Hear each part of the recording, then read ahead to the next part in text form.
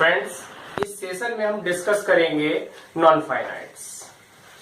Actually जो verb होती है, वर्ब के हम स्पेशली यहाँ पे टू जो काइंड्स हैं, फाइनाइट्स एंड नॉन फाइनाइट्स, बस हम उन्हीं को यहाँ डिस्कस करेंगे। बाकी वर्ब के बाकी पार्ट्स के लिए, बाकी काइंड्स के लिए आप मेरी दूसरी वीडियो देख सकते हैं। वर्ब से रिलेटेड एक वीडियो दूसरी बनाई है मैंने।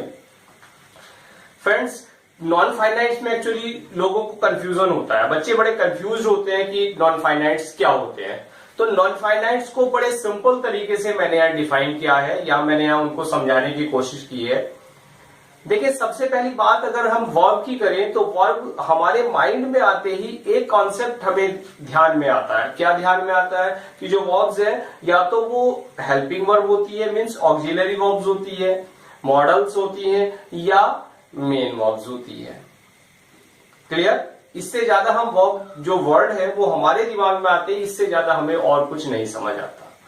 इट मीन्स, अगर मैं सिंपल शब्द में कहूं तो वर्ब, अगर कोई शब्द वर्ब जैसा कॉन्सेप्ट हमारे माइंड में आते ही जो वर्ब होती है वो फाइनाइट वर्ब होती है। मीन्स जब भी हम वर्ब की बात करते हैं तब हम हमेशा फाइनाइट वर्ब की बात करते हैं।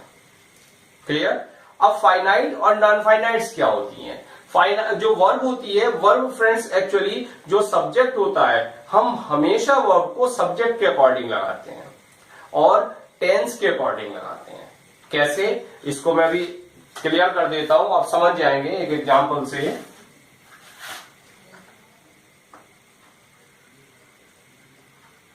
ही प्लेज हॉकी एंड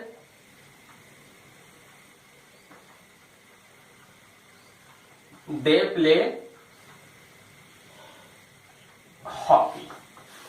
इन दोनों सेंटेंस में बड़ी सिंपल सी बात है। अगर मैं कहूं कि सब्जेक्ट कहां है, तो ये ही और दे दोनों में सब्जेक्ट है। वर्ब की बात हो रही है तो ऑब्वियसली ये जो प्लेज और प्ले है ये वर्ब है।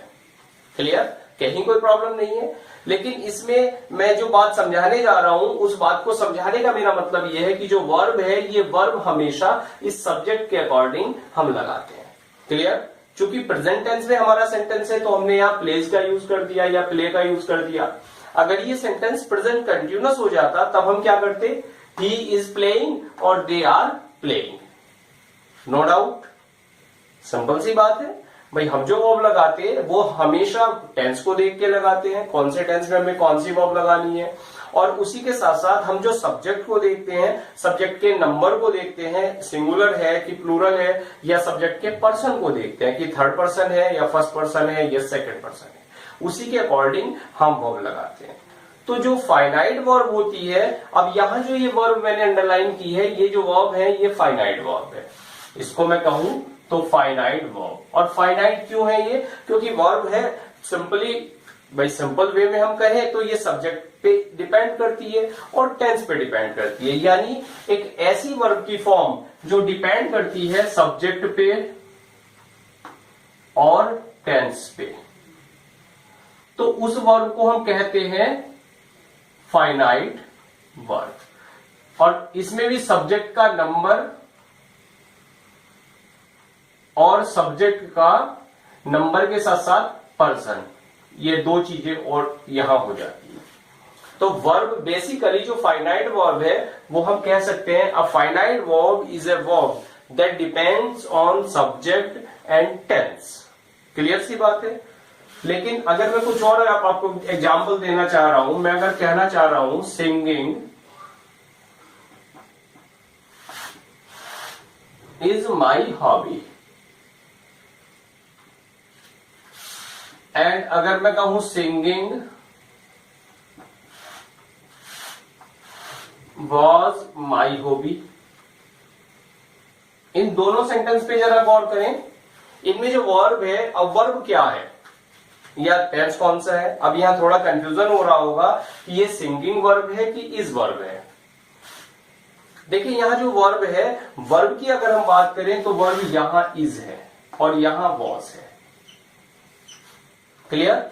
ये जो इज और वॉज है ये टेंस के अकॉर्डिंग आए हैं। टेंस बदल जाने पर ये बदल गई। ये जो वर्ब है देखो, यहां इज प्रेजेंट टेंस है, ये पास्ट करते ही ये वॉज बदल गई। लेकिन यहाँ जो सिंगिंग है ये दोनों ही यहाँ टेंसेज में, दोनों ही सेंटेंस में यहाँ बना हुआ है। मीन्स कोई सा भी टेंस अगर हो, अगर मैं यहाँ फ्यूचर भी कर दूं तो ये सिंगिंग है, ये ऐसा ही लिखा रहेगा, इसमें कोई बदलाव नहीं होगा। एक और एग्जांपल से और क्लियर हो जाएगा आपको। आई लाइक रीडिंग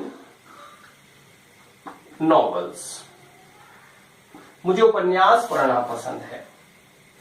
अगर फ्रेंड्स इस सेंटेंस में जो वर्ब की बात करें तो वर्ब देखें, एक लाइक भी हमें वर्ब नजर आ रही है और साथ साथ हमें ऐसा भी लग रहा है कि जैसे रीडिंग भी वर्ब है। अब यहां जो लाइक है, ये लाइक इस आई के अकॉर्डिंग यहां स्टैंड हुई है। अगर ये मैं टेंस बदल दूं तो यहां पर लाइक की फॉर्म बदल जाएगी। भाई पास्ट टेंस है तो लाइक हो जाएगा, फ्यूचर है तो विल लाइक हो जाएगा, या विल बी लाइकिंग हो जाएगा। लेकिन यहां ये जो वर्ब है रीडिंग, इसमें कोई परिवर्तन नहीं होता। यहां बदल रही है, ये वर्ब बदल रही है, लेकिन ये नहीं बदल रही। तो यहां जो वर्ब है, ये जो लाइक है, ये कैसी वर्ब है? फाइनाइट वर्ब है। और जो बदल रही है फ्रेंड्स वो क्या है? फाइनाइट वर्ब है। जो नहीं बदल रही है वो नॉन फाइनाइट है। और ये जो रीडिंग है ये नॉन फाइनाइट है। यहां जो सिंगिंग है ये नॉन फाइनाइट है। बात क्लियर हुई? लेकिन यहां जो प्लेज है ये कैसी वर्ब है? फाइनाइट वर्ब है। यहां फाइनाइट वर्ब है, यहां इज है, यहां वॉज है और यहां लाइक है। ये वाला जो सेगमेंट है, play, plays, play, is, was और लाइक, ये सारी कैसी वर्ब है? फाइनाइट वर्ब है। क्यों है फाइनाइट?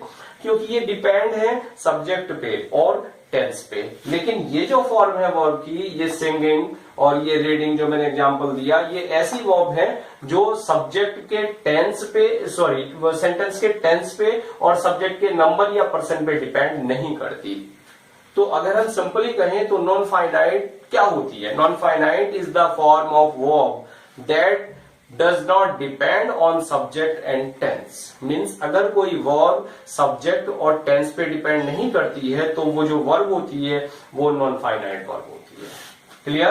तो फाइनाइट टेंस पे और सब्जेक्ट पे डिपेंड करती है, नॉन फाइनाइट इन दोनों चीजों पे डिपेंड नहीं करती। और इसी के साथ साथ एक बात और होती है कि जो नॉन फाइनाइट वर्ब होती हैं वो वर्ब का काम नहीं करती। मीन्स वो वर्ब के काम को छोड़ के वो क्या करती हैं? वो एडजेक्टिव का काम करती हैं, वो एडवर्ब का काम करती हैं, वो नाउन का काम करती हैं। तो इसी कारण, इसी फंक्शन के कारण इनको डबल पार्ट्स ऑफ स्पीच भी कहा जाता है। किसको? नॉन फाइनाइट्स क्या कहलाते हैं? डबल पार्ट्स ऑफ स्पीच कहलाते हैं। क्लियर हुई बात? यहां बात आपको समझ आई? नॉन फाइनाइट्स वो कितने प्रकार के होते हैं? अगर हम नॉन फाइनाइट्स को कैटेगराइज करें तो नॉन फाइनाइट्स के जो काइंड्स हैं वो हमें 3 काइंड्स मिलते हैं। इंफिनिटिव,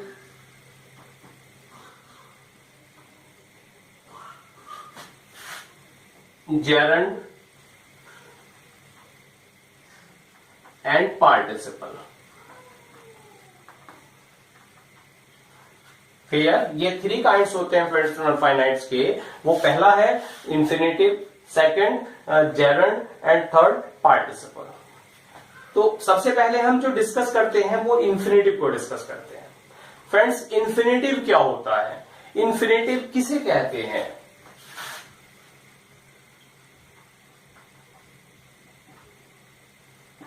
जो फ्रेंड्स इंफिनिटिव होता है वो वर्ब की बेस फॉर्म, यानी जिसको हम स्पेशली फर्स्ट फॉर्म कहते हैं, वो वर्ब की बेस फॉर्म होती है और उस बेस फॉर्म में टू लगाने से बनता है। मींस बेस फॉर्म से पहले अगर हमें कहीं टू दिखाई दे रहा है तो वो क्या है? वो इंफिनिटिव है। क्लियर? तो जो इंफिनिटिव है, इंफिनिटिव भी 2 प्रकार के होते हैं। अगर हम इसको आगे डिस्कस करें तो ये इंफिनिटिव भी 2 प्रकार के होते हैं। कौन कौन से 2 प्रकार के होते हैं? एक तो सिंपल इंफिनिटिव होते हैं,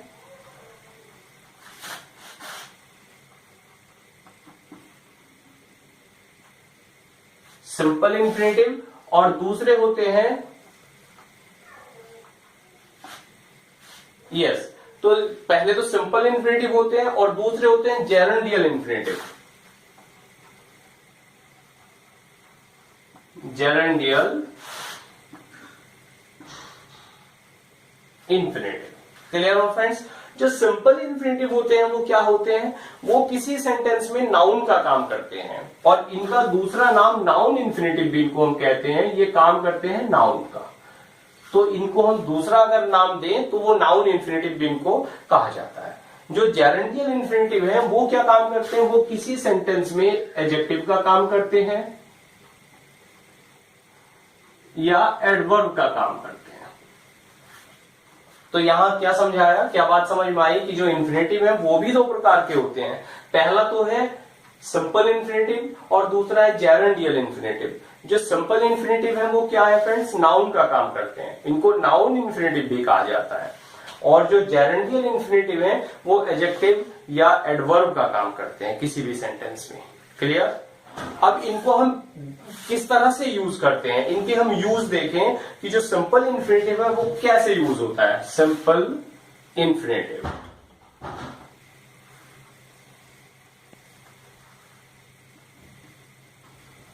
यस। तो फ्रेंड्स सिंपल इन्फिनेटिव का यूज हम कैसे कर सकते हैं, किसी भी सेंटेंस में जो सिंपल इन्फिनेटिव जो नाउन इन्फिनेटिव है वो कैसे यूज होता है। सेंटेंस में ये काम क्या करता है बताया आपको भी, ये नाउन का काम करता है। और जो नाउन का काम करता है तो ये किस किस तरह से सेंटेंस में यूज हो सकता है, क्या क्या इसकी पोजीशन हो सकती है।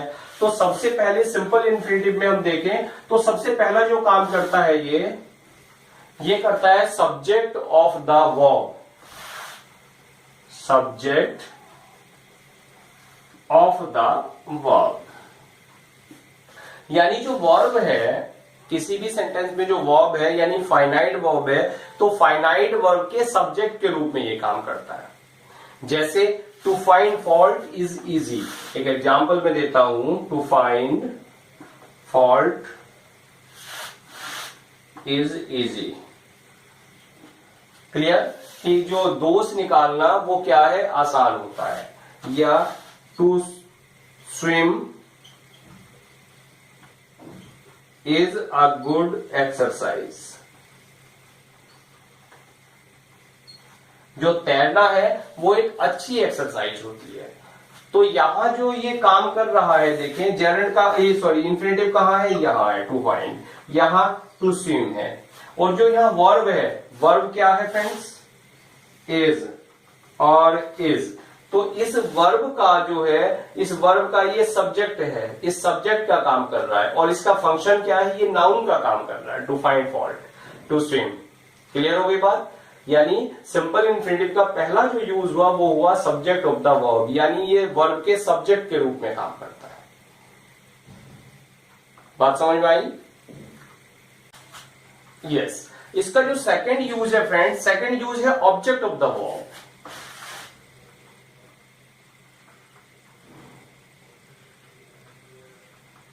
ऑब्जेक्ट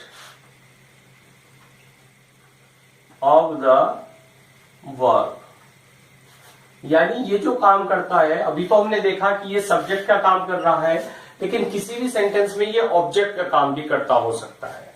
जैसे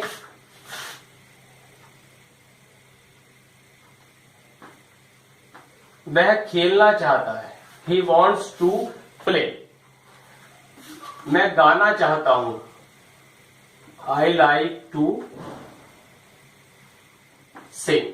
इन दोनों सेंटेंस में हम देखें कि जो इन्फिनेटिव है हमारा ये बाद में आया है, देखें टू प्ले और टू सिंग। तो यहां जो काम कर रहा है, ये काम क्या कर रहा है, ये जो वर्ब है वांट्स और ये लाइक है, तो इसके ऑब्जेक्ट के रूप में ये काम कर रहा है दोनों ही कंडीशन में, यहां प्ले और सिंग।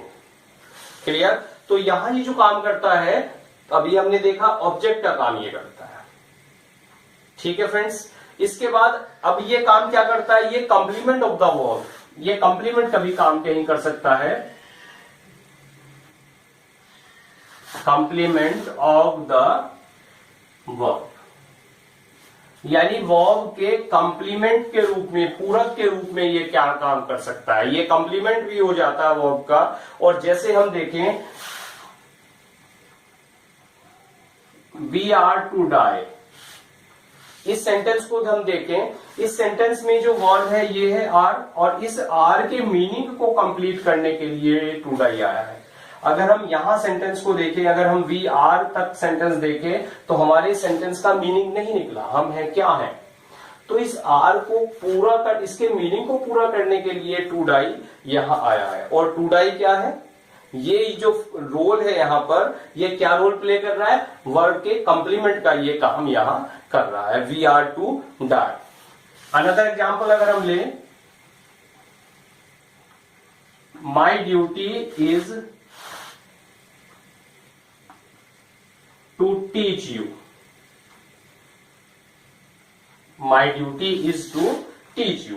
माई ड्यूटी इज, मेरी ड्यूटी है। अब ऑब्वियसली क्वेश्चन आएगा भी आपकी ड्यूटी क्या है, तो मेरी ड्यूटी है आपको पढ़ाना। तो ये जो टू टीच है ये इस का कंप्लीमेंट है, इस के मीनिंग को यहाँ विस्तारित कर रहा है, इसके मीनिंग को यहाँ कंप्लीट कर रहा है। बात क्लियर हो गई?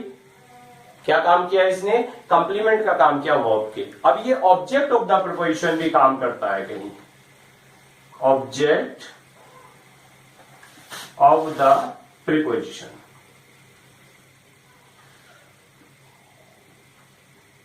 फ्रेंड्स जो प्रीपोजिशन है, प्रीपोजिशन के ऑब्जेक्ट के रूप में ये काम करता है। अब जो प्रीपोजिशन है, प्रीपोजिशन के ऑब्जेक्ट के रूप में कैसे काम करता है, जैसे हम कहें द ट्रेन इज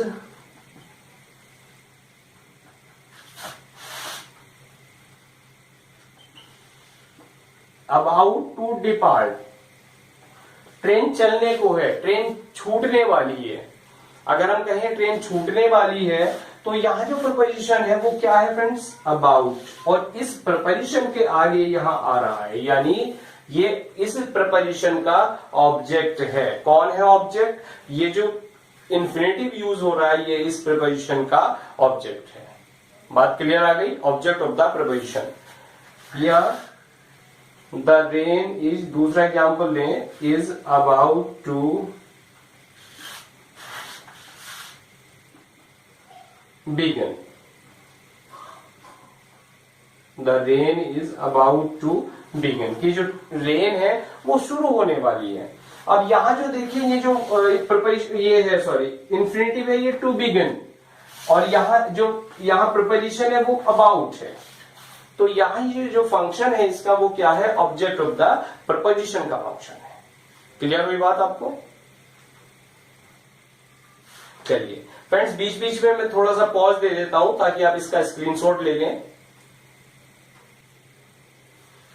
यस, इसके बाद इसका जो नेक्स्ट फंक्शन है वो है friends complement of the object.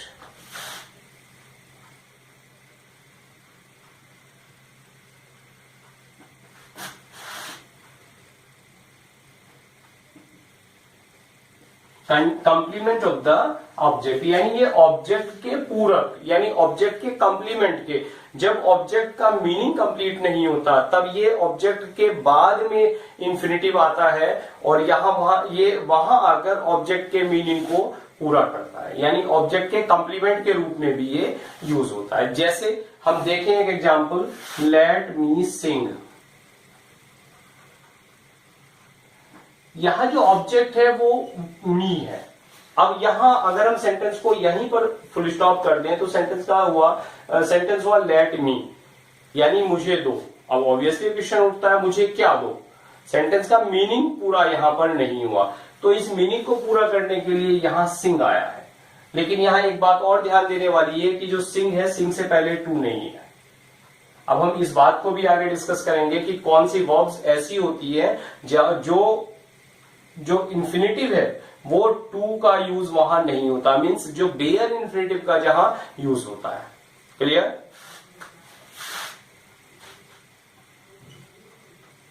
She asked me to stand, उसने मुझसे कहा, क्या कहा, टू स्टैंड, कि खड़े हो जाओ, उसने मुझे खड़े होने के लिए कहा। तो यहां ये जो आ रहा है इस मी का ऑब्जेक्ट है, मींस यहां जो मी का कॉम्प्लीमेंट है। ये जो ऑब्जेक्ट है मी यहां पर और यहां पर दोनों जगह, इसका जो कॉम्प्लीमेंट है वो यहां ये इंफिनिटिव कॉम्प्लीमेंट का रोल यहां प्ले कर रहा है। इसके अलावा इसका एक फंक्शन और है, ये जो डमी इट है, डमी इट में भी ये यूज होता है, मींस डमी इट के प्रयोग में इसको हम देख सकते हैं।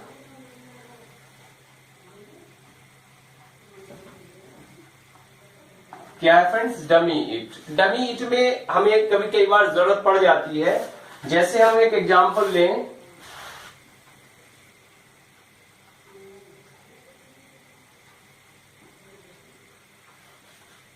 It is good to help you.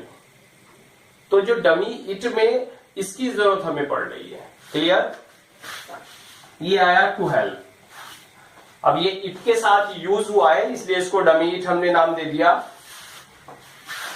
एक और एग्जांपल देता हूं मैं, it is kill, sorry, it is sin, not kill, it is sin to kill animals, कि एनिमल्स को मारना पाप है। यहां भी डमी इट है और यहां इंफिनिटिव आ गया है यहां किल। क्लियर हुई बात? तो ये सारे जो यूज हैं ए टू एफ, यानी जो ये 6 यूजेस थे, इन 6 यूजेस में हमने देखा कि जो इन्फिनेटिव है और कौन सा इन्फिनेटिव, सिंपल इन्फिनेटिव, वो किस तरह से यूज होता है, किसी सेंटेंस में क्या क्या उसके रोल्स हैं, वो कैसे किस पोजीशन पे वो आके खड़ा होता है। इसके बाद हम दूसरा जो पार्ट है इसका जेरेंडियल इन्फिनेटिव, उसको हम डिस्कस करते हैं। जेरेंडियल इन्फिनेटिव। तो फ्रेंड्स जो जेरेंडियल इन्फिनेटिव है ये क्या काम करता है? ये ओबियसली जो काम करता है वो एडजेक्टिव और एडवर्ब का काम करता है। अभी जो ऊपर वाला इन्फिनेटिव था हमारे पास, नाउन इन्फिनेटिव, उसका जो फंक्शन था वो नाउन फंक्शन था। एक सिंपल इन्फिनेटिव जो था उसका फंक्शन, नाउन इन्फिनेटिव जिसको कहा था, वो नाउन का रोल प्ले कर रहा था, लेकिन ये एडजेक्टिव या एडवर्ब का रोल प्ले करता है। क्लियर हुई बात? अब इसके लिए एडजेक्टिव और एडवर्ब का कैसे रोल प्ले करता है, मैं एक एग्जांपल आपको देता हूं। सबसे पहले एक सेंटेंस लेते हैं जहां ये एडजेक्टिव का काम करता है, मतलब नाउन की विशेषता बताने का काम करता है। क्लियर?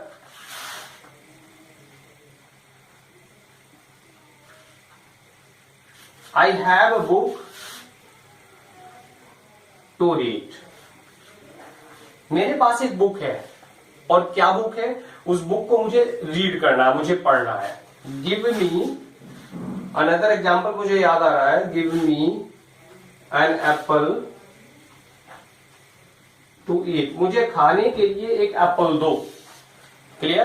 तो इन दोनों केसेस में हम यहां देखें, बुक ये नाउन है और एप्पल ये नाउन है।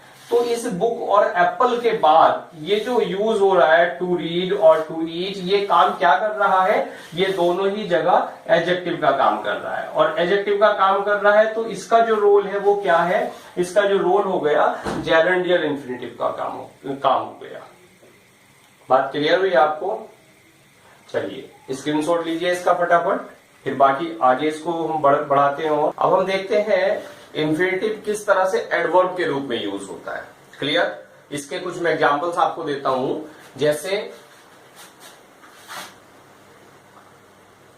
एज एन एडवर्ब, और इसके फ्रेंड्स एग्जांपल हुए he wants to play.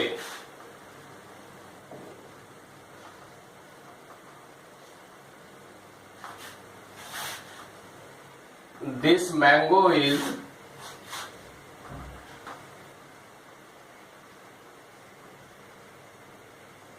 sweet to eat.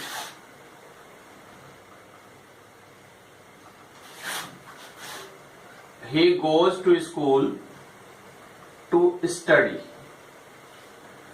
ये जो तीनों एग्जाम्पल्स हमने लिखे हैं, इनमें हम नोटिस करें कि इनमें नॉन फाइनाइट्स कहां है। देखो नॉन फाइनाइट जो इन्फिनेटिव है वे यहां टू प्ले है, टू ईट है और टू स्टडी है। अगर हम पहले सेंटेंस की बात करें तो इसमें ये जो टू प्ले है ये किसकी विशेषता बता रहा है? इस वॉन्ट्स की, और वॉन्ट्स क्या है? वर्ब है। यहां जो ये टू ईट विशेषता बता रहा है ये किसकी बता रहा है? स्वीट की। यहां स्वीट क्या है? एडजेक्टिव है। और नीचे वाले केस में यहां जो टू स्टडी है ये क्वालिफाई कर रहा है किसको? गोज को, यानी ये वर्ब है। क्लियर? तो ये जो रोल है यहां इन्फिनेटिव का, टू प्ले, टू ईट और टू स्टडी, ये इन तीनों में ही जो इन्फिनेटिव है वो कैसा इन्फिनेटिव है फ्रेंड्स? वो जो रोल प्ले कर रहा है वो एक एडवर्ब का रोल प्ले कर रहा है। क्लियर हुई बात? और कैसा इन्फिनेटिव हो गया है? जेरेंडियल इन्फिनेटिव। ठीक? इसके बाद कभी कभी ये जो इन्फिनेटिव होता है ये पूरे सेंटेंस की विशेषता बता देता है। इसके लिए एक एग्जाम्पल मैं देता हूं, जैसे मैं कहूं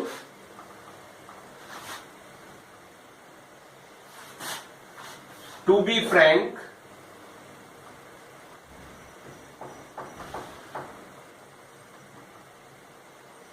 आई डू नॉट लाइक हर। तो यहां जो टू बी फ्रैंक है ये पूरे सेंटेंस की विशेषता बता रहा है। क्लियर हुई बात?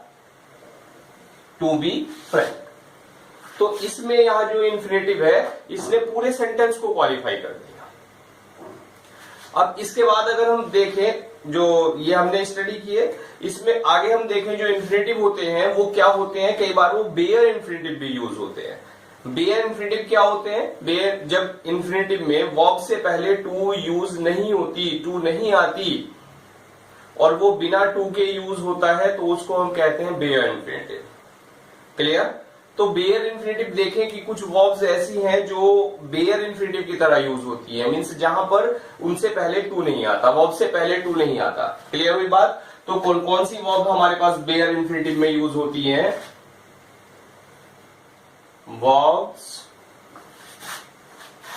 Used as bare infinitive.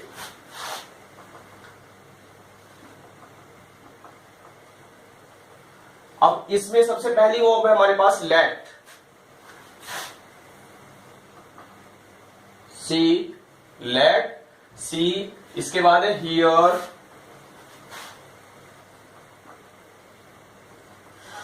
Make. तो हमने देखा कि ये जो वर्ब है हमारे पास let, see, hear, make, need, इनके बाद जो इन्फिनेटिव आता है वो कैसा होता है? बेयर इन्फिनेटिव यूज होता है। जैसे एक एग्जांपल दूं मैं, let me play, she made the baby cry. तो ये जो वर्ब आ रही है, जैसे लेट है, लेट के बाद जो इन्फिनेटिव है, ये जो प्ले है, ये इन्फिनेटिव है फ्रेंड्स। लेकिन कैसा इन्फिनेटिव है? इससे पहले टू नहीं आया है, अर्थात ये बेयर इन्फिनेटिव है। और यहां जो मेक है, ये मेड है, मेड के बाद जो वर्ब आ रही है, जो इन्फिनेटिव है, ये क्राई, ये कैसा है? Bare infinitive. क्लियर हुई बात? इसके बाद जो दूसरा यूज है इसका, कुछ फ्रेजेस हैं जिन फ्रेजेस में इनका ये जो यूज होता है बेयर इन्फिनेटिव है, ये यूज होता है। कुछ फ्रेजेस में बेयर इन्फिनेटिव यूज होता है। जैसे अगर हम कहें डू और but, had, better, had, rather, would और रेदर, एटसेट्रा। अगर ये फ्रेजेस भी कहीं आ जाए तो इनको भी हम बेयर इन्फिनेटिव में यूज करते हैं। क्लियर बात? ये फ्रेज जिस भी सेंटेंस में आ जाते हैं, ये जो कॉम्बिनेशन, ये जो पेयर्स हैं, जहां भी आ जाए वहां भी बेयर इन्फिनेटिव यूज होती है। जो वर्ब है वो बेयर इन्फिनेटिव यूज होती है, इन्फिनेटिव। ठीक? जैसे एक एग्जांपल मैं देता हूं, I do nothing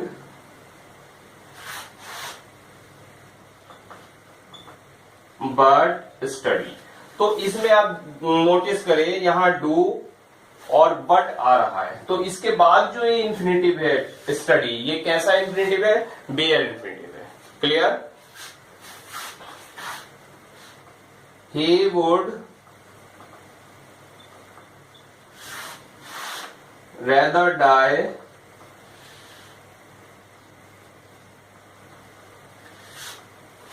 then beg. He would rather die than beg. अब इसमें देखें हम, इसमें यहां क्या है? ये would rather आ गया, तो इसके बाद जो इन्फिनेटिव है ये कैसा है? बेयर इन्फिनेटिव का यूज हो रहा है। क्लियर? तो ये हमने सीखा कि किस तरह से यहां इन्फिनेटिव है वो बेयर इन्फिनेटिव है, क्या क्या उसके रोल्स हैं, क्या क्या उसके रोल्स होने के साथ साथ कितने उसके काइंड्स हैं। इस पूरी स्लाइड में, इस पूरी वीडियो में हमने इन चीज, इस लेसन में हमने देखा। इसके बाद जो नेक्स्ट हमारी वीडियो है उसमें हम डिस्कस करेंगे जेरेंड को और पार्टिसिपल को। Clear? Thanks for watching this video. पिछली वीडियो में हमने देखा था कि जो नॉन फाइनाइट्स हैं उनका जो पार्ट होता है कौन सा? इन्फिनेटिव। इन्फिनेटिव को हम डिस्कस कर चुके हैं। इसमें हम नॉन फाइनाइट का जो सेकंड पार्ट है जेरेंड, जेरेंड को हम डिस्कस करेंगे। जेरंड। फ्रेंड्स, जो जेरंड होता है, जेरंड बनता कैसे है? सबसे पहले तो हम देखें, जो वर्ब होती है, वर्ब में जब आईएनजी लग जाता है हमारे पास, यानी वर्ब की जो आईएनजी फॉर्म हो जाती है, वो क्या रोल प्ले करती है? वो जेरंड बन जाती है। क्लियर बात? अब जो जेरंड होता है, जेरंड का अगर हम हिंदी में मीनिंग देखें तो हिंदी में इसका जो मीनिंग होता है वो ना होता है, और जो इसका काम होता है वो क्या होता है? नाउन। ये नाउन का रोल प्ले करता है। हिंदी में इसका अर्थ ना से निकलता है और वर्ब में आईएनजी लगाने के बाद बनता है। बात क्लियर हुई यहां तक? अब इसको हम देखें, कुछ एग्जाम्पल के माध्यम से देखेंगे। जैसे मैं कहूं singing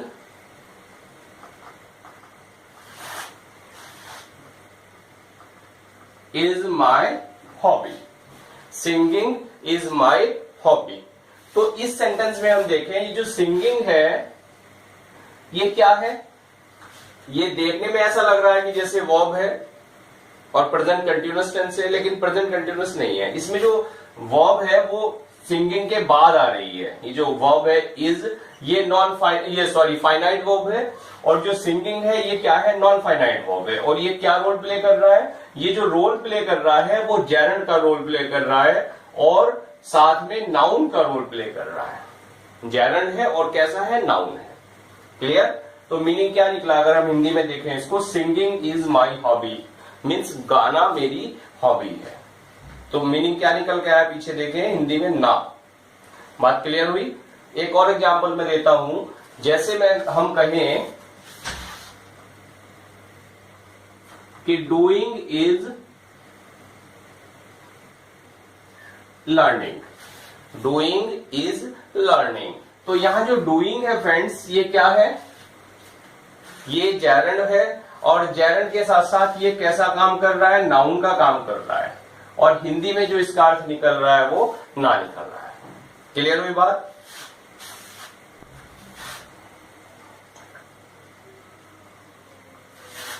sleeping is must for all. इस सेंटेंस में देखें, जो जेरंड है वो कहां है? स्लीपिंग। क्लियर हुई बात? वर्ब में आईएनजी, ना का लग रहा है, स्लीपिंग सोना सभी के लिए अनिवार्य है, और काम जो कर रहा है ये नाउन का काम कर रहा है। बात क्लियर हुई? तो ये तो हमने देखा कि जेरंड बनता कैसे है, हम कैसे किसी वर्ब को जेरंड बना सकते हैं। और अब हम देखेंगे कि जो जेरंड है, जेरंड का जो यूज है वो क्या है, मीन्स जेरंड किस तरह से यूज हो सकता है किसी भी सेंटेंस में, वो कहां आ सकता है। क्लियर? तो सबसे पहले इसके यूज की अगर हम बात करें तो सबसे पहला जो फंक्शन है इसका वो क्या है? सब्जेक्ट ऑफ द वर्ब, यानी वर्ब के सब्जेक्ट के रूप में ये आता है। सब्जेक्ट ऑफ द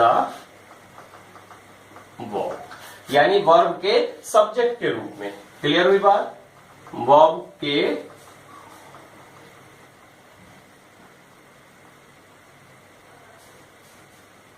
सब्जेक्ट के रूप में। क्लियर हुई बात? अब इसमें देखें फ्रेंड्स, ये सब्जेक्ट के रूप में कैसे आता है? अभी हमने जो एग्जांपल लिए थे ये ऊपर वाले, इनमें क्या है? वो सब्जेक्ट के रूप में ही आ रहा है। फिर भी एक एग्जांपल मैं दे देता हूं, जैसे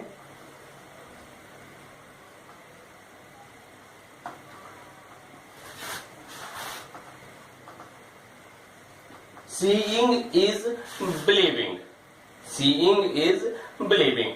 तो इसमें हम देखें, जो सीइंग है वो क्या है? यहां जेरंड है और सब्जेक्ट के रूप में आ रहा है। बात क्लियर हुई?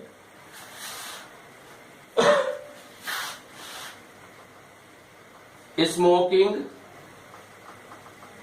Is harmful. इसमें देखें फ्रेंड्स, जो स्मोकिंग है वो क्या है? जेरंड है, और कहां आ रहा है? सबसे पहले आ रहा है, मीन्स ये सब्जेक्ट के रूप में काम कर रहा है। दोनों एग्जाम्पल आपकी समझ में आए होंगे। इसके बाद हम सेकंड पार्ट देखें, ये अब क्या काम कर सकता है? ये जो है जेरंड, ये ऑब्जेक्ट का काम कर सकता है, यानी सब्जेक्ट ना होके ऑब्जेक्ट हो सकता है किसी भी सेंटेंस में।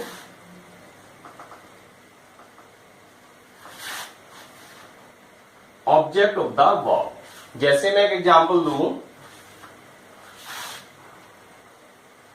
I gave up smoking. I gave up smoking. Means क्या हुआ इसका कि मैंने जो स्मोकिंग है वो क्या कर दिया है, छोड़ दिया है। Clear.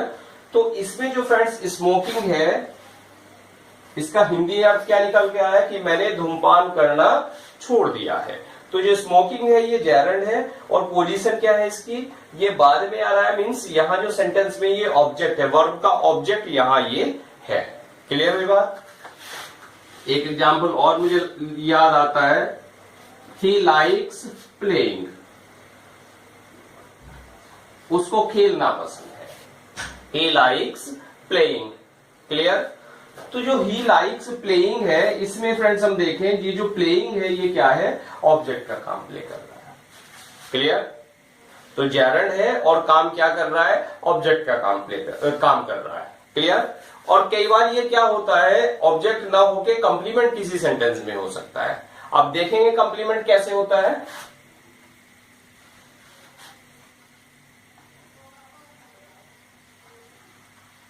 Complement of the verb. Friends complement किसे कहते हैं, कंप्लीमेंट कहते हैं पूरक को। जब सेंटेंस का मीनिंग पूरा नहीं होता उस पूरक, उसको एक पूरक की जरूरत होती है, वर्ब को एक कंप्लीमेंट की जरूरत होती है और यही काम ये यहां प्ले करता है। जैसे मैं एग्जांपल दूं, आई लाइक प्लेइंग हॉकी। तो इस सेंटेंस में हम देखें ये जो है हॉकी, ये क्या है, आई लाइक प्लेइंग हॉकी। यहां जो हॉकी है, हॉकी से पहले आ रहा है प्लेइंग। क्लियर। तो जो प्लेइंग है वो क्या है, ये कंप्लीमेंट का काम कर रहा है। और किसका कंप्लीमेंट है, इस लाइक का कंप्लीमेंट है। यानी ये जो जेरंड हो गया ये क्या है, ये जो लाइक है वो, ये जो लाइक वर्ब है इस वर्ब का कंप्लीमेंट है। क्लियर हो गई बात।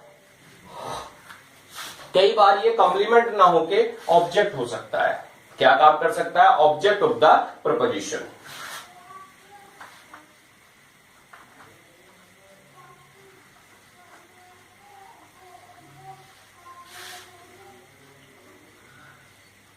Object of the preposition. अब ऑब्जेक्ट ऑफ द प्रीपोजिशन कैसे हो सकता है फ्रेंड्स, एक एग्जांपल मैं देता हूं।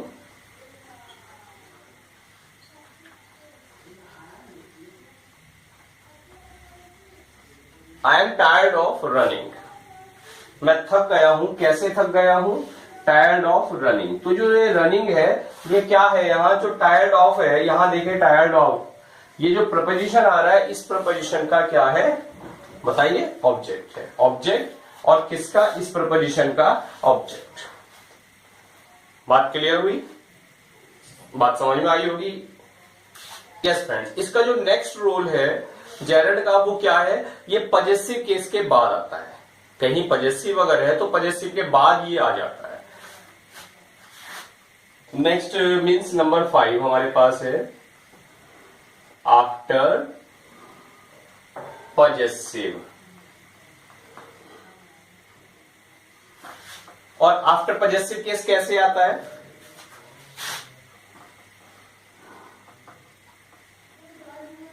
I hate your telling lies. इस एग्जाम्पल को देखें फ्रेंड्स, इस एग्जाम्पल में क्या है, यहां जो जेरंड है वो कहां है, टेलिंग। और ये फ्रेंड्स किसके बाद आ रहा है, इस योर के बाद आ रहा है। और योर क्या है, यहां पजेसिव है। क्लियर होगी बात। ये पजेसिव और ये gerund. Clear. They became happy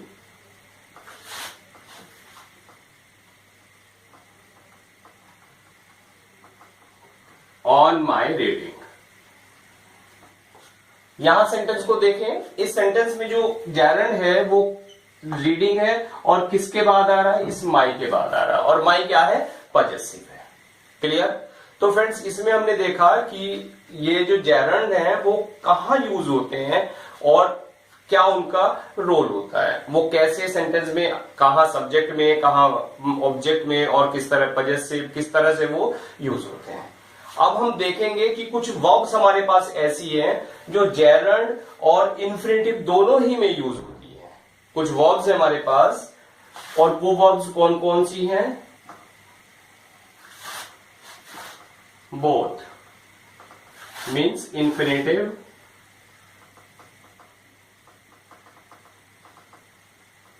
and gerund.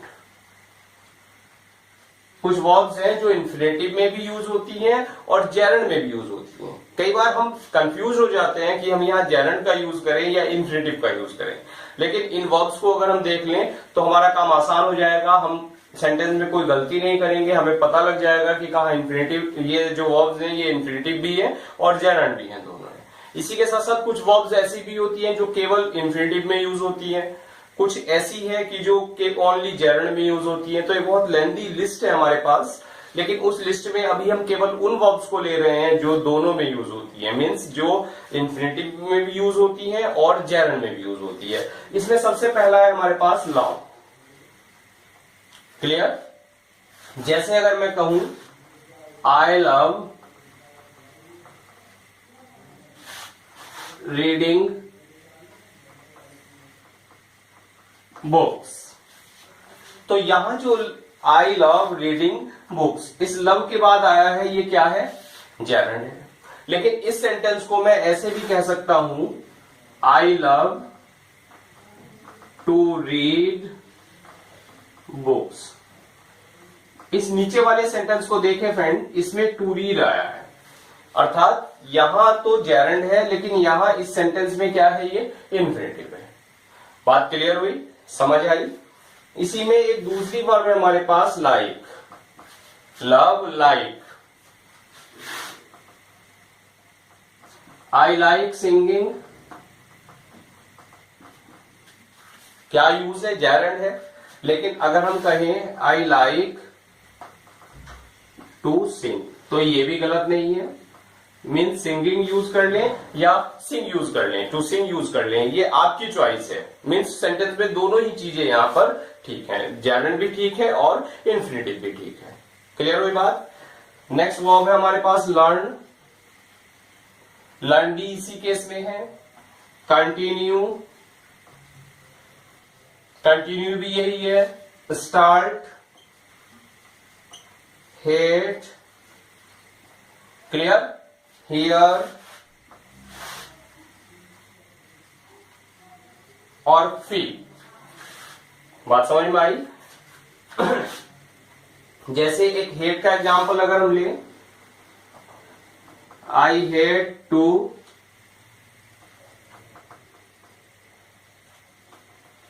Tell lies, और अगर हम कहें आई हेट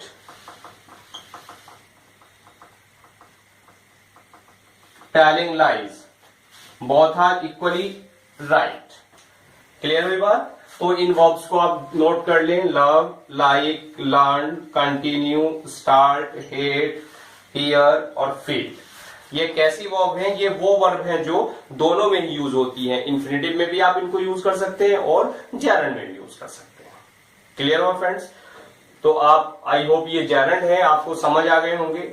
नेक्स्ट वीडियो में हम डिस्कस करेंगे पार्टिसिपल को। क्लियर? तो यहां कंप्लीट हमारा जो टॉपिक है ये नॉन फाइनाइट्स, ये हमारा टॉपिक कंप्लीट हो जाएगा। Thanks for watching this video. Hello friends, पिछली क्लास में हमने सीखा कि जेरंड है, जेरंड के क्या रोल हैं, जेरंड क्या काम प्ले करता है, कैसे बनता है, और इसमें हम नॉन फाइनाइट को आगे बढ़ाते हैं। आगे वाला जो इसका पार्ट है वो है पार्टिसिपल। इस क्लास में हम देखेंगे कि पार्टिसिपल क्या होता है, कैसे बनता है और क्या क्या इसके फंक्शन होते हैं। तो सबसे पहले अगर हम पार्टिसिपल की बात करें तो पार्टिसिपल होता क्या है? पार्टिसिपल बेसिकली वो वर्ड्स होते हैं जो एडजेक्टिव और एडवर्ब दोनों का काम करते हैं। किसी भी सेंटेंस में इनका जो रोल होता है वो एडजेक्टिव या एडवर्ब दोनों का होता है, और इसी कारण इन्हें हम वर्बल एडजेक्टिव भी कहते हैं। चूंकि वर्ब से बने हैं इसलिए इनको वर्बल एडजेक्टिव कहा जाता है।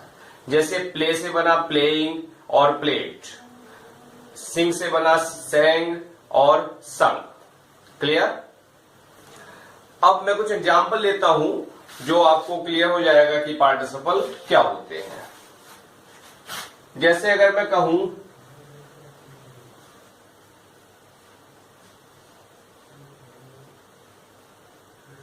ही केम लाफिंग, वह हंसता हुआ आया। क्लियर है फ्रेंड्स? इसमें जो वर्ब है, फाइनाइट वर्ब है, वो केम है, लेकिन जो लाफिंग है ये वर्ब से बना है, लाफ से बना है, आईएनजी फॉर्म लगा के बना है, और ये जो काम कर रहा है ये किसका कर रहा है? एडजेक्टिव का कर रहा है, सॉरी एडवर्ब का काम कर रहा है। ही केम लाफिंग, कैसे आया? हंसते हुए आया। क्लियर हो गई बात? तो ये क्या है?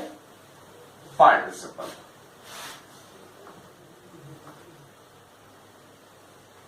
यू लुक्ड वरीड, इसमें नोटिस करें, इसमें पार्टिसिपल कहां है? वरीड। और अनदर एग्जाम्पल,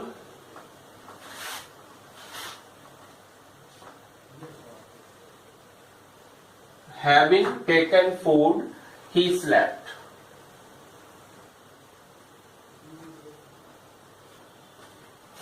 इसमें है हैविंग टेकन। ये जो अंडरलाइन पोर्शन है तीनों सेंटेंसेज में, ये क्या है? ये पार्टिसिपल है। बात क्लियर हुई? क्योंकि ये जो काम कर रहा है वो कहीं ना कहीं एडजेक्टिव या एडवर्ब का काम कर रहा है। अब इसमें अगर हम इनको देखें, जो पार्टिसिपल है वो कितने काइंड्स के होते हैं, उनको हम 3 काइंड्स में कैटेगराइज करते हैं। सबसे पहला है हमारे पास प्रेजेंट पार्टिसिपल, दूसरा पास्ट पार्टिसिपल, और तीसरा परफेक्ट पार्टिसिपल।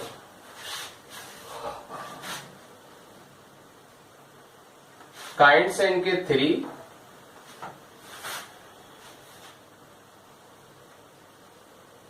प्रेजेंट पार्टिसिपल,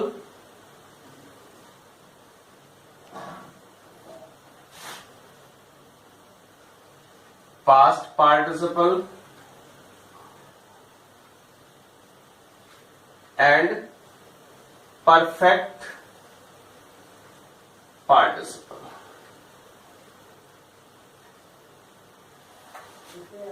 बात क्लियर हुई friends? Present participle, past participle और परफेक्ट पार्टिसिपल। अब इसमें हम देखें, सबसे पहले जो काइंड है इसका प्रेजेंट पार्टिसिपल। हम प्रेजेंट पार्टिसिपल की बात करें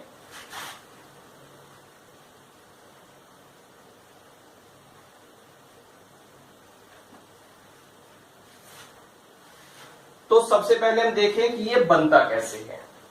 प्रेजेंट पार्टिसिपल बनता कैसे है?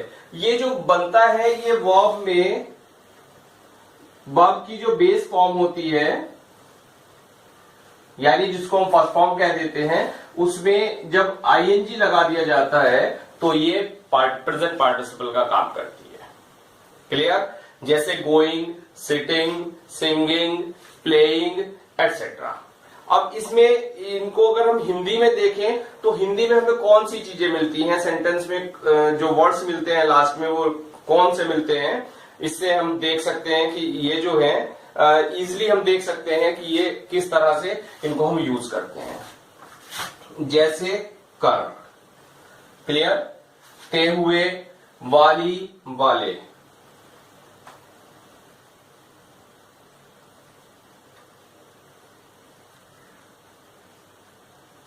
वाले एटसेट्रा, ये शब्द हमें इनमें मिल जाते हैं। जो हिंदी वाक्य हैं उनमें हमें ये शब्द मिलते हैं। और ये जो दिखाता है प्रेजेंट पार्टिसिपल, ये शो करता है कि जो कार्य है वो पूरा हो गया, जो वर्क है वो कंप्लीटेड, काम पूरा हो गया। क्लियर हुई बात फ्रेंड्स? यहां तक आपको समझ आया होगा प्रेजेंट पार्टिसिपल क्या है और कैसे बनता है। क्लियर? काम पूरा हो जाता है इसमें, और यो वर्ब में आईएनजी, वर्ब की फर्स्ट फॉर्म में आईएनजी लगाकर बनता है। और अगर हिंदी में देखें तो कर, ते हुए, वाली और वाले, ये शब्द हमें इसमें बाद में मिलते हैं। एक एग्जाम्पल लेंगे उससे क्लियर हो जाएगा। अब देखेंगे इसको, अगर एग्जाम्पल के माध्यम से देखें तो अगर मैं लूं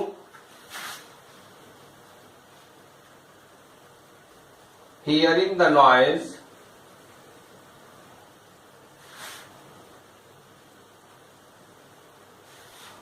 the baby woke up। इस सेंटेंस को देखें friends, hearing the noise the baby walk up. अब इसमें एक चीज देखें, इसमें दो काम हो रहे हैं।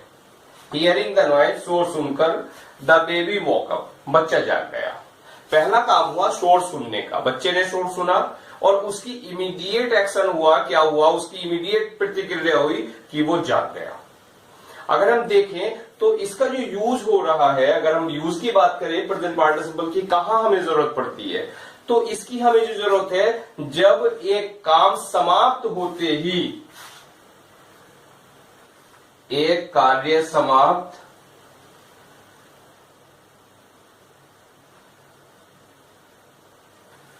और दूसरा कार्य जो है वो प्रारंभ हो जाए। इस एग्जाम्पल के माध्यम से हम देखते हैं, क्लियर। लेकिन एक चीज और है, इनमें जो डिफरेंस होता है दोनों एक्शंस में, वो इतना माइन्यूट डिफरेंस होता है कि हम उनको अलग नहीं कर सकते। मीन्स दोनों में डिफरेंस बिल्कुल ना के बराबर है। एक काम पूरी तरह से समाप्त तो हो गया, लेकिन पूरी तरह से समाप्त नहीं हुआ। क्लियर है बात? एग्जाम्पल आपको क्लियर हुआ? यस। अनदर एग्जाम्पल की हम बात करें,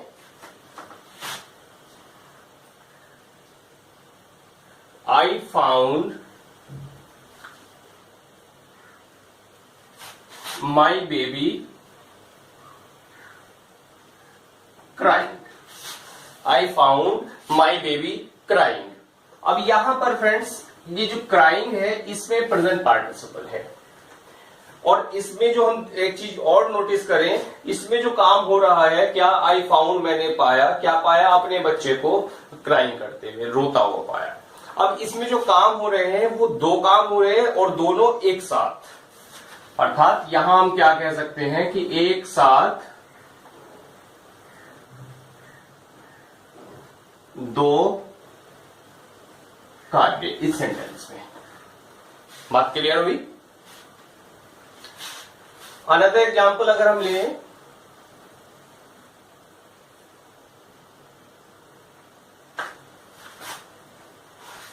barking dogs seldom bite. Barking dogs seldom bite, ये एक प्रोवर्ब है बेसिकली कि जो गरजते हैं वो बरसते नहीं है। अब इसमें क्या है, इसमें पार्टिसिपल कहां है, प्रेजेंट पार्टिसिपल, ये रहा बार्किंग। यहां तो कार्य वाली कोई बात नहीं है। यहां पर ये जो काम कर रहा है इसका जो फंक्शन है वो क्या है, ये जो डॉग्स है इसको क्वालिफाई कर रहा है बार्किंग। बार्किंग क्या है, इस डॉग को क्वालिफाई कर रहा है, अर्थात ये एडजेक्टिव है और ये नाउन है। अर्थात यहां जो काम कर रहा है वो क्या कर रहा है, नाउन की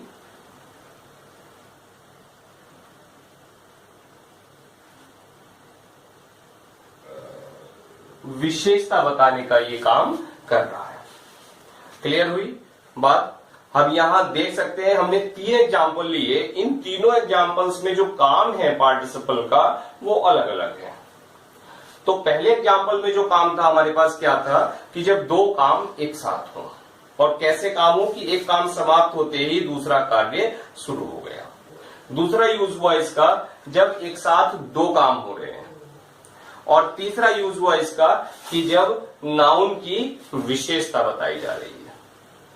क्लियर? अब हम इसको देखें कि इसकी हमें इसकी जरूरत क्या पड़ती है पार्टिसिपल की, प्रेजेंट पार्टिसिपल की, यानी इसके यूजेस क्या हैं हमारे पास, क्या इसके यूजेस क्या हैं। तो फ्रेंड सबसे पहले जो इसका यूज है वो है टू फॉर्म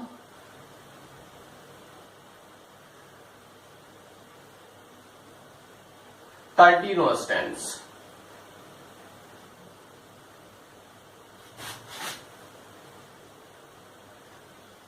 यानी कि कंटीन्यूअस टेंस बनाने के लिए प्रेजेंट पार्टिसिपल की जरूरत पड़ती है। अगर मैं यहां कहूं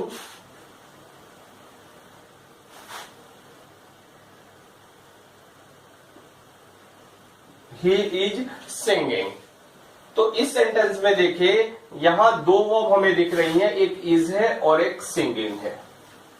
अब कई बार तो हम इसी में कंफ्यूज हो जाते हैं कि इसमें फाइनाइट कौन सी है, नॉन फाइनाइट कौन सी है, और कंफ्यूजन ये हो जाता है कि हम पूरी को ही, इज सिंगिंग दोनों पार्ट्स को ही हम क्या मान लेते हैं, फाइनाइट वर्ब मान लेते हैं।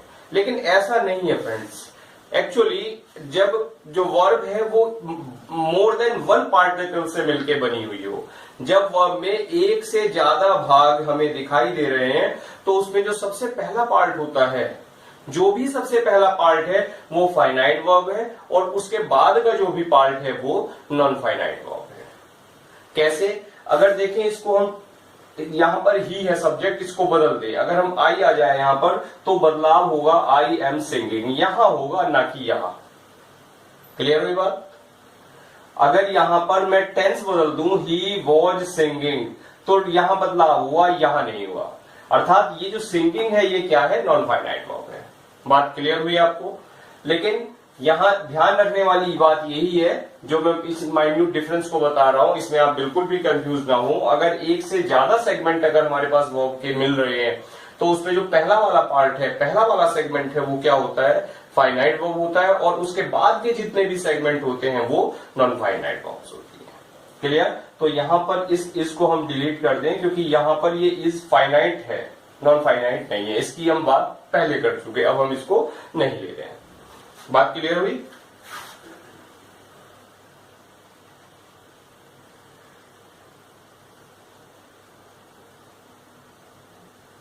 यू विल बी प्लेइंग, इसमें पार्टिसिपल कहा है, ये रहा प्रेजेंट पार्टिसिपल।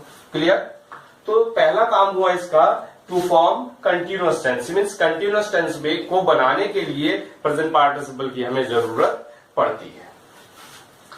दूसरा काम है इसका, क्या काम है इसका, कि ये जो काम करता है एडजेक्टिव का काम करता है, used as adjective.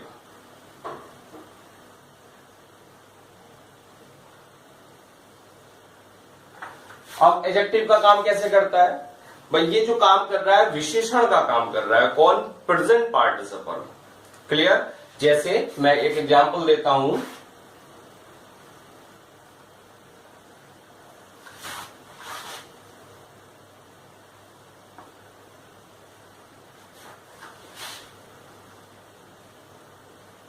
It was a tiring exercise.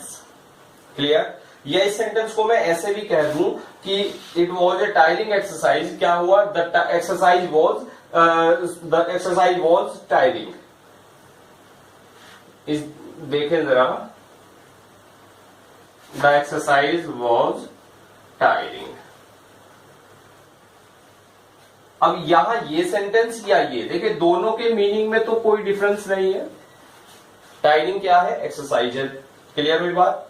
ऐसे इट से बना लें, डमी इट से, या एक्सरसाइज को सब्जेक्ट रख के बना लें। दोनों ही सेंटेंसेस में ध्यान रखने वाली बात यह है कि जो ये टायरिंग है, ये क्या काम कर रहा है फ्रेंड्स? ये जो काम कर रहा है वो एडजेक्टिव का काम कर रहा है। बात क्लियर हो गई? इसके बाद इसको हम देखें कि ये जो है, इसका जो थर्ड यूज है वो क्या है। ये जो होता है प्रेजेंट पार्टिसिपल यूज होता है, ये जो कुछ हमारे पास स्पेशल वर्ब्स होती हैं, उन वर्ब्स के बाद में यूज होता है।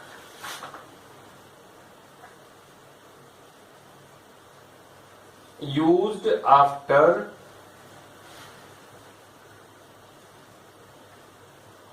सम वर्ब्स। और कौन कौन सी वर्ब है इसमें? सबसे पहली हमारे पास hear, hear, see, feel, smell. See, feel, smell. कौन कौन सी है friends? Hear, see, feel, smell. इसके बाद आती है कैच, फाइंड, लीव, एक्सेट्रा। एक लंबी लिस्ट है, लेकिन यहां पे हमने कुछ वर्ब्स लिए हैं एग्जांपल दिखाने के लिए, शो करने के लिए कि ये जो वर्ब्स हैं, इन वर्ब्स के बाद अगर कोई फॉर्म आती है तो वो प्रेजेंट पार्टिसिपल की फॉर्म आती है। किनके बाद? इन वर्ब्स के बाद। जैसे मैं एक एग्जांपल देता हूं, यहां लिख देता हूं, चलो आई सा हिम। अब देखें यहां क्या वर्ब आ गई है, ये सी यहां आ गई है, आई सा हिम, मैंने उसे देखा। अब यहां जो आगे वाला सेगमेंट है, उस सेगमेंट में क्या आएगा फ्रेंड्स, जो लाफ है हमारे पास उसकी आईएनजी फॉर्म आएगी, यानी प्रेजेंट पार्टिसिपल यहां यूज होगा। क्लियर? अनदर एग्जाम्पल,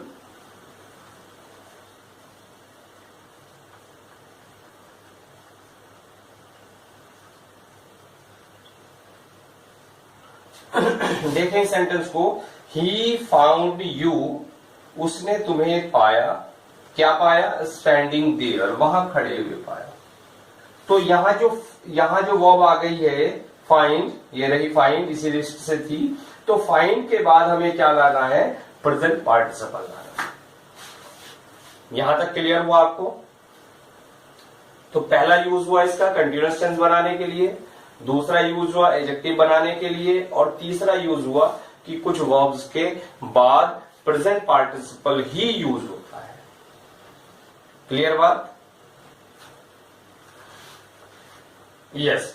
इसका नेक्स्ट यूज है टू कंबाइन टू सेंटेंसेस, दो वाक्यों को जोड़ने के लिए हम प्रेजेंट पार्टिसिपल का यूज करते हैं।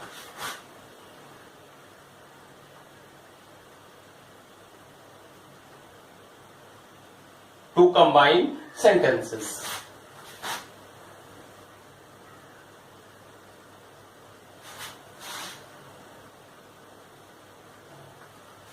क्लियर हुई बात friends?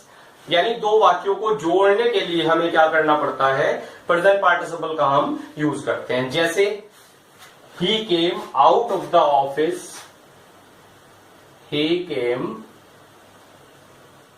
Out of the office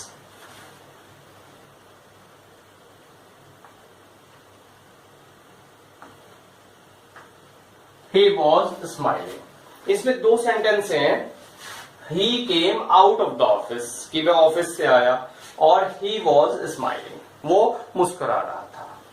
अर्थात दोनों सेंटेंस को हम देखें तो वह ऑफिस से कैसे आया, मुस्कुराते हुए आया। अगर हमें इनको जोड़ना पड़े तो क्या हो जाएगा सेंटेंस हमारे पास जोड़ने के बाद,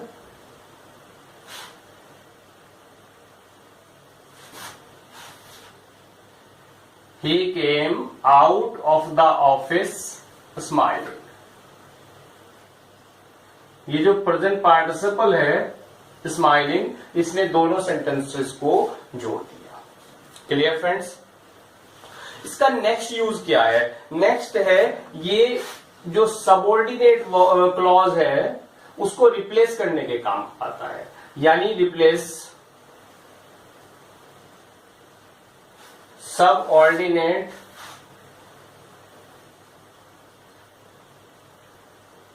क्लॉज। यस, तो इसमें सबऑर्डिनेट क्लॉज को रिप्लेस करने के लिए इसका यूज किया जाता है। कैसे किया जाता है, मैं एक एग्जांपल लूं।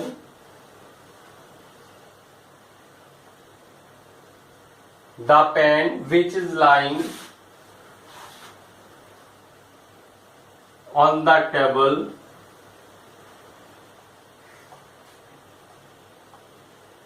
इज माइन, कि जो पेन टेबल पे पड़ा है वो क्या है, मेरा है।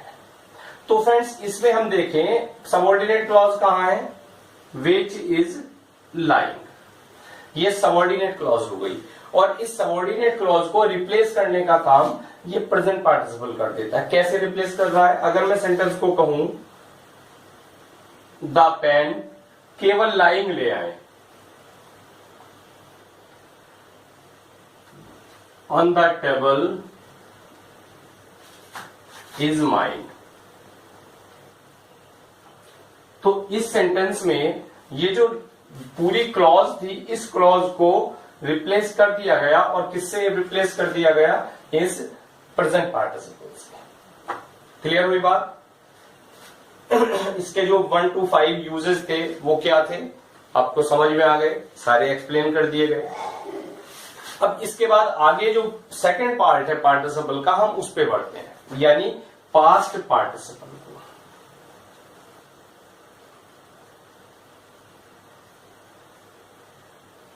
Past participle. Friends, past participle क्या होता है? ये एक्चुअली वर्ब की जो थर्ड फॉर्म है उसको यूज करके हम इसको बनाते हैं, और ये वर्ब की थर्ड फॉर्म से बनता है। क्लियर हुई बात? और दूसरी बात ये है ये कि इसमें जो कार्य होता है वो पास्ट में ही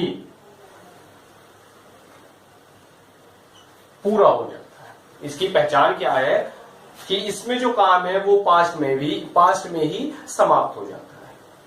क्लियर हुई बात? अब इसकी अगर हम हिंदी की बात करें तो इसमें हिंदी क्या होती है? हिंदी के लिए इसमें आता है हुआ, हुई और हुए। ये शब्द यहां हमें हिंदी में मिलते हैं, हिंदी वाले वाक्यों में मिलते हैं, हुआ, हुई और हुए। क्लियर हो गई बात? एक एग्जाम्पल मैं देता हूं, उससे आपको क्लियर हो जाएगा। He found his lost purse. He found his lost purse. अब इसमें फ्रेंड्स जो लॉस्ट है ये किससे बना है? वर्ब की थर्ड फॉर्म से बना है। देखें, उससे लॉस्ट। दूसरी बात, ये जो हुआ, हुई और हुए, मीनिंग निकल के क्या आता है सेंटेंस का? He found his lost purse. उसको अपना खोया हुआ पर्स मिल गया, खोया हुआ। क्लियर? वो आ गया। और जो काम है वो पास्ट में ही पूरा हो गया, अर्थात जो काम था पर्स को खोने का वो पास्ट में ही कहीं पूरा हो गया। मीन्स पास्ट में ही कहीं वो काम हो गया और पास्ट में ही वो पर्स कहीं खो गया। और काम क्या करते हैं? ये एडजेक्टिव का काम करते हैं। अब देखें, यहां जो पर्स है ये नाउन है, इसको क्वालिफाई कौन कर रहा है? ये लॉस्ट कर रहा है। मीन्स इसकी विशेषता बताने का काम इस पर्स की लॉस्ट कर रहा है। बात क्लियर हुई आपको? यस फ्रेंड्स, अगर हम पास्ट पार्टिसिपल के यूजेस की बात करें तो हम देखें जो पहला काम है इसका वो क्या है? परफेक्ट टेंस बनाने के लिए इसको यूज होता है। टू फॉर्म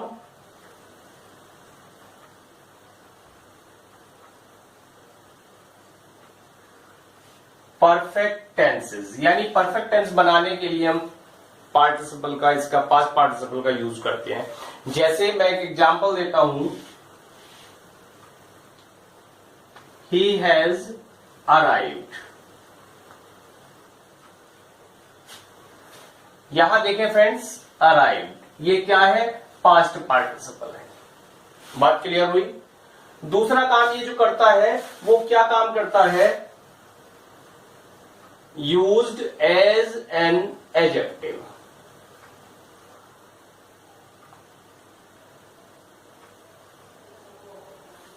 यानी विशेषण का काम करता है। जैसे मैं कहूं,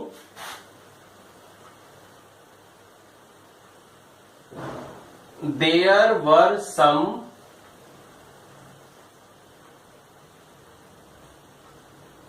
फॉलन ट्रीज। तो कैसे ट्रीज थे? फॉलन। और फॉलन क्या काम कर रहा है? इस ट्रीज को क्वालिफाई कर रहा है, इस ट्रीज की विशेषता बता रहा है। क्लियर हुई बात? इसके अलावा नेक्स्ट यूज है इसका टू कंबाइन सेंटेंसेस। मीन्स वाक्यों को जोड़ने के लिए हम इसका यूज करते हैं। वाक्यों को जोड़ने के लिए कैसे यूज करते हैं? एक एग्जांपल से क्लियर हो जाएगा। He enters, he enters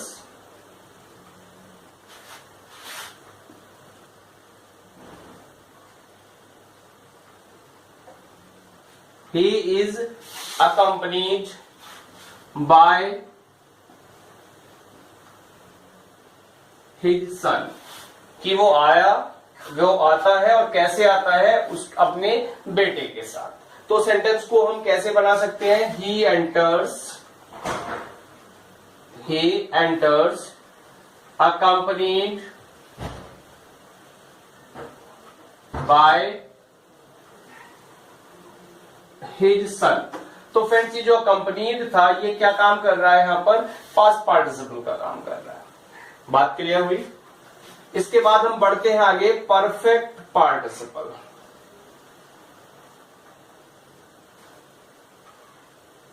perfect participle होता क्या है, कैसे बनाते हैं इसको, और क्या ये रोल प्ले करता है। इसको हम हैविंग के साथ वर्ब की थर्ड फॉर्म लगाकर बनाते हैं। ये कर, करके और के बाद, हिंदी में अगर हम देखें कर, करके और के बाद, ये यहां इसका मीनिंग निकलता है। और इसमें खास बात यह है कि जो कार्य है वो पहले ही समाप्त, पहले ही समाप्त। और अगर ये पैसिव वॉइस में कहीं बन रहा है तो पैसिव वॉइस में हैविंग, और हैविंग के बाद बीन लगाया जाता है और फिर वर्ब की थर्ड फॉर्म आती है। किसमें, परफेक्ट पार्टिसिपल की हम बात कर रहे हैं यहां। जैसे एक एग्जांपल अगर हम लें, हैविंग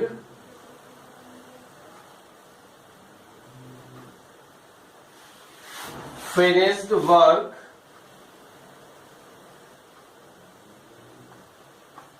ही स्लेप्ट। उसने काम किया, काम करने के बाद वो सो गया। Having finished work, having finished his work he slept.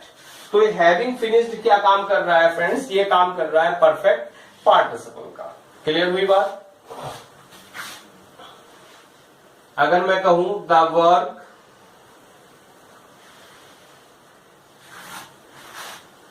Having been finished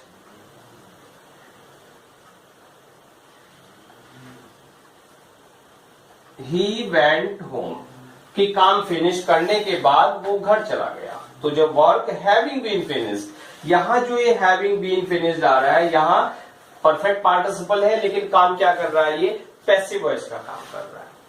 clear. इसका जो यूज है वो क्या है, दो सेंटेंसेज को जोड़ने के लिए इसका हम यूज करते हैं, ओनली टू सेंटेंसेज को ऐड करने के लिए। Clear friends.